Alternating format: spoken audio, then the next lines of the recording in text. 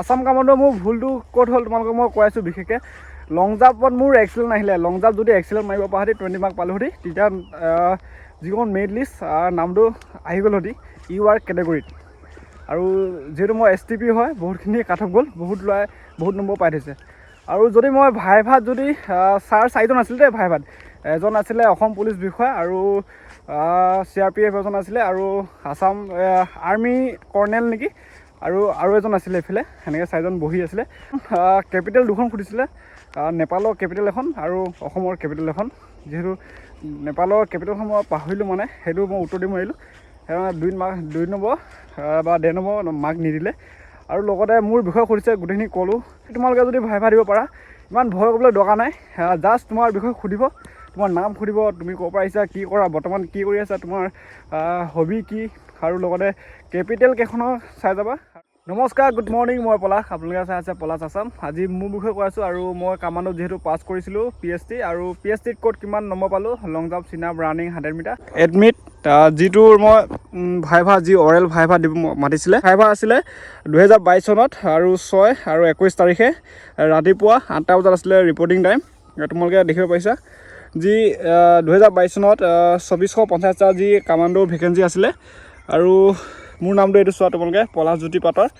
আৰু লগতে এইটোৱে ক'ম যে তোমালোকে প্ৰেক্টিছ কৰি থাকা, কাৰণ এবাৰ যিহেতু ভেকেঞ্চি বহুত কম আৰু কাট অফ বহুত যাব। সেইটো মোৰ CL নং 9 নম্বৰ আছিলে, কিন্তু চাকৰিটো নহ'লগৈ। ভাইভা দিলোঁ ডিফুত, আৰু বহুতখিনি কষ্ট কৰিছিলোঁ, কিন্তু এইখিনি কষ্ট কৰিও পোৱা নাই। আৰু লগতে এখনে মোৰ PST ফিজিকেল নম্বৰ ক'ত কিমান আছে মই তোমালোকক কৈ আছোঁ। PST পৰিছিলে তোমাৰ যি বিশ্বনাথ চাৰিআলি বালিপুখুৰী ষ্টেডিয়াম, সেইটো তোমালোকে দেখা পাইছা। চেছটো 85 আৰু 90, 85 আৰু 90। তোমালোকে নিশ্চয় জানা, তোমালোকৰ চেছটো অলপ গুৰুত্ব দিয়া, কাৰণ চেছটোতে বহুত মেডিকেলত মানে মাৰ খাই গৈছে বহুত। 19 মিনিট 42 ছেকেণ্ডত সোমাইছোঁ মই, আৰু নম্বৰ দিছে 10.36 নম্বৰ, আৰু পাছ কৰিছিলোঁ ৰানিং 5 কিলোমিটাৰ।